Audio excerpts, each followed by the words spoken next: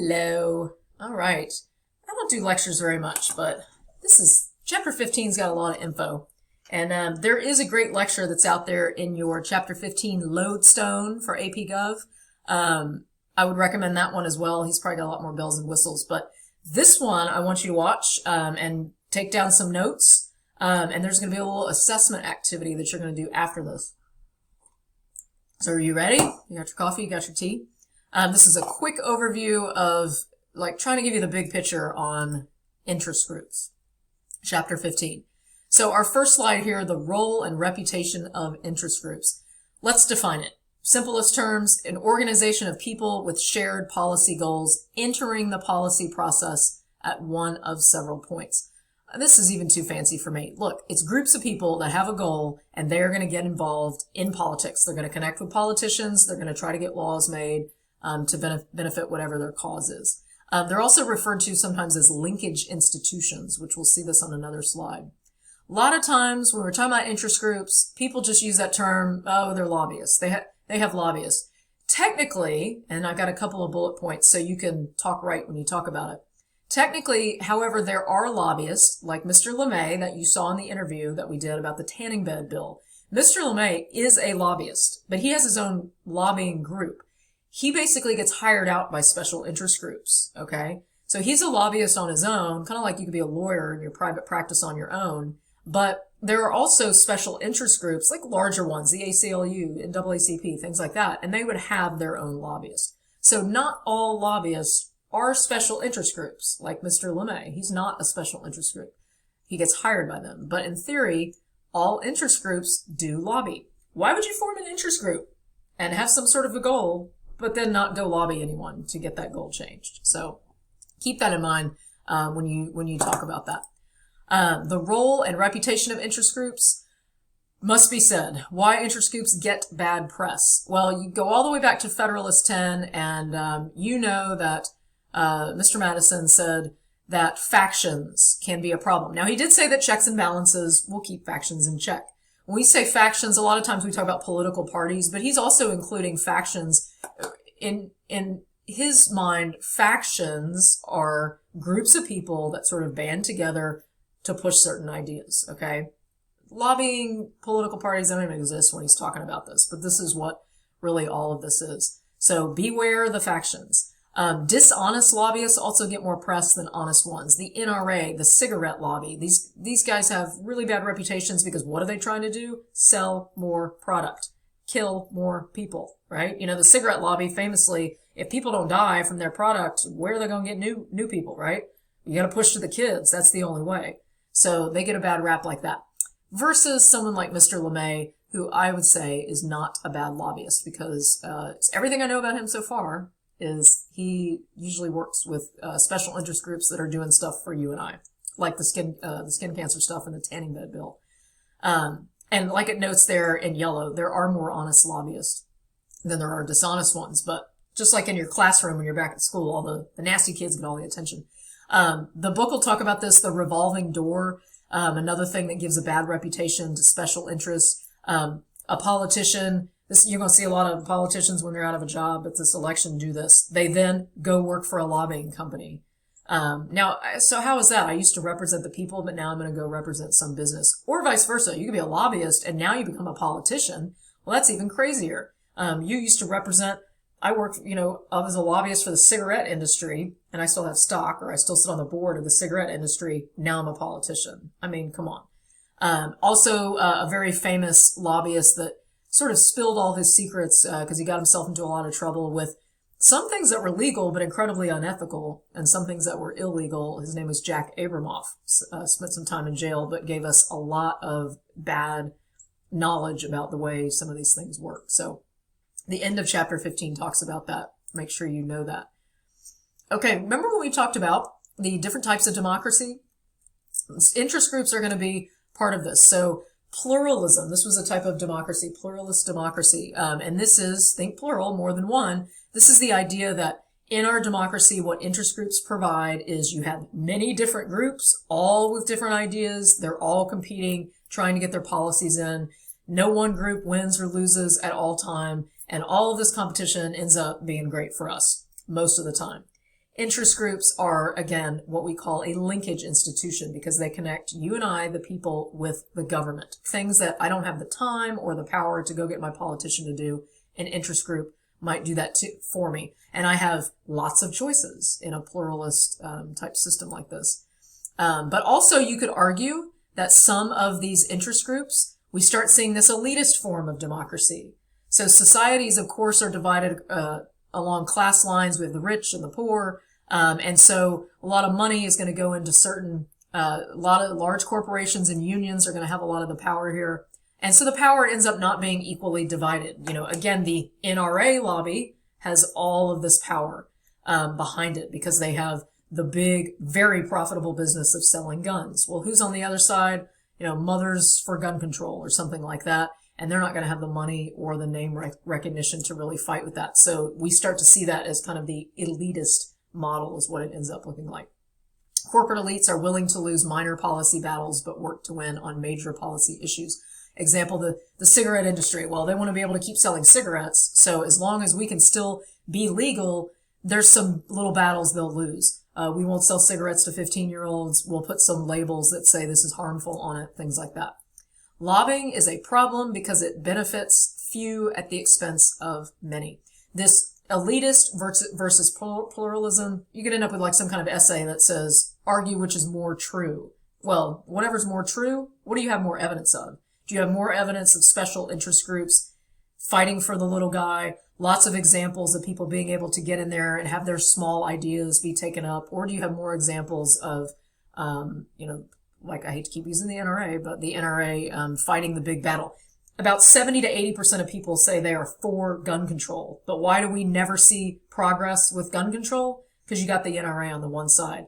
They don't have the polling on their side, but they do have the money. I won't tell you how to answer that question. I could answer it either way, depending on how much you want to research it. What makes an interest group successful? Small groups are better organized and more focused on groups' goals. It doesn't mean small, like less people. It just means like a real narrow, like we have the AARP here. This is the Association for Retired Persons. So a very narrow subset, right, for elderly people. That's a lot of voters that when that special interest group goes to lobby a politician, hey, if you do this, you bring prescription drug prices down, I will tell you how many members are part of the AARP, and they're going to be more likely to support you, politician A, because you said that you were behind pharmaceutical industry reform or something like that, okay? Groups that can provide selective benefits sometimes can overcome the problem. So, again, small groups can sometimes help be more organized. Also, what makes an interest group successful, intensity. Single issue groups that focus on a narrow interest and dislike compromise, believe it or not. This level of intensity can make them more successful. Perfect example here, the pro-life movement, Planned Parenthood, the pro-choice movement. These things, they're very competitive, but they do have this psychological advantage. People get really passionate about that. Also, the third bullet point says they might be likely to use protest and other means of political participation than traditional interest groups that use lobbyists. So we can see examples of that. So that intensity is going to make some success. Another thing that will help success for these special interest groups, financial resources. Of course, money is always going to help. Not all groups have equal amount of money. Monetary donations usually translate into access to politicians, like phone calls and meetings. You're going to see more of this when you watch the Can You Buy an Election Netflix episode. But yes, money helps, and part of that is because politicians always are running very expensive campaigns, especially in Congress. House runs every 2 years. So the bulk of what most of these guys in Congress do is they're raising and fundraising for campaigns. Now, this isn't like, give me a check. There's tons of regulations, okay? You'll see some of that in the video, but your book is going to talk about that too. There is a lot of regulation on how money gets from one hand to the other. And there is a court case, which we'll talk about in another chapter with campaigns, called Citizens United, but you're going to see it in the video. So pay attention to that, because that's going to talk about some changes that have happened in the last 10 years with how money gets funneled to politicians. Not all for the better. What makes an interest group successful? A third thing, the surprising ineffectiveness of large groups. Wrap your head around this idea. What makes an interest group successful? Well, large groups have a problem they sometimes call the free rider problem. We see this with unions. I have a little cute picture. The NCAE, for example, North Carolina Association of Educators, that costs $600 a year for teachers to join. They fight for teachers' pay, safer working conditions, in many cases for the students, better funding. Not every teacher is going to pay that $600, right? But that free rider problem, if I don't pay, which I do, but if I don't pay to the NCAE, then I'm still going to benefit if the NCAE gets a win for all the teachers. I'm the free rider if I'm not paying. But the fact that that exists can make interest groups successful, right? So if you're a politician, just the fact that the NCAE is out there, that NCAE, if you win for the NCAE, you really have now had a win for all teachers, whether they're a member or not. And labor unions, you see that a lot with too. Some successful interest groups here. These are like the big 10 that you should be able to talk about or use as an example if you had an essay. So take a minute and pause here and look over these. The Chamber of Commerce, your book is in there. They spend more money than almost any. They are the big business. That's who they back. They're sort of on the opposite side almost of the AFL-CIO, which is going to be more for the factory workers and things like that. The National Restaurant Association and the National Rifle Association have the same acronym, so don't get those confused. I think the book calls the NRA the lesser known NRA. How groups try to shape policy. Going to go through this quick. There's 3 big ways. By lobbying, which we've talked about. This is trying to influence. The story Rob told you, what he did, putting that widow there in the room, trying to sort of psychologically influence everyone.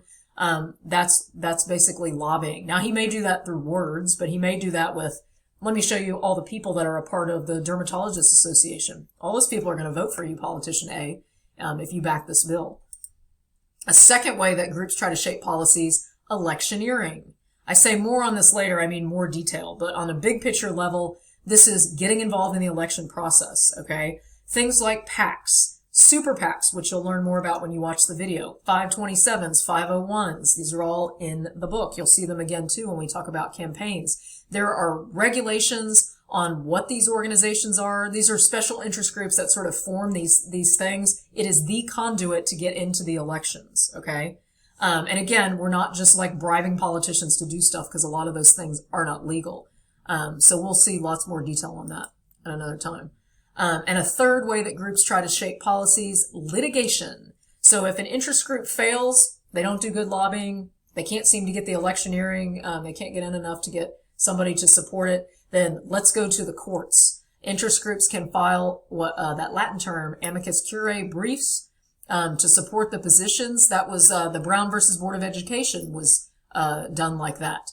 A friend of the court is what that means. And so an interest group, as a friend of the court, they're going to file a brief. They're going to try to get a level of appeals court or maybe the Supreme Court to hear their case.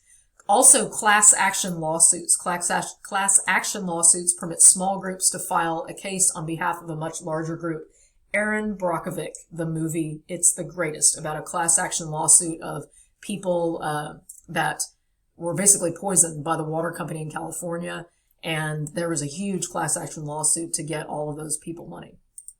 One more way. Going public. Groups try and cultivate a good public image. They try to use marketing strategies, social media, advertising, grassroots lobbying. I put normal in here because this is a really good example of one. So basically go public and get the support of the people. How can you lobby your government? Well, you can take a pause on this screen and look at all these too, because you don't need to have a bunch of money. You don't need to be a Rob LeMay. All of us individually can also lobby our government, okay? Of course, we're in competition with big lobbyists, but there you go. We're going to talk about iron triangles on another day. Read this in your book. And this is huge, though. So the iron triangles are basically this connection between Congress, the interest groups, and then the bureaucracy that has this interaction, okay? And the bureaucracy is another chapter we'll learn about. Types of interest groups. AMSCO has more, but here's just some of the other big ones, kind of like that list I showed you with number 10. So make sure you can speak to a lot of these, be it environment, business, whatever, okay? You have an assessment to prove you watched this video, so go check it out and get it done. Bye.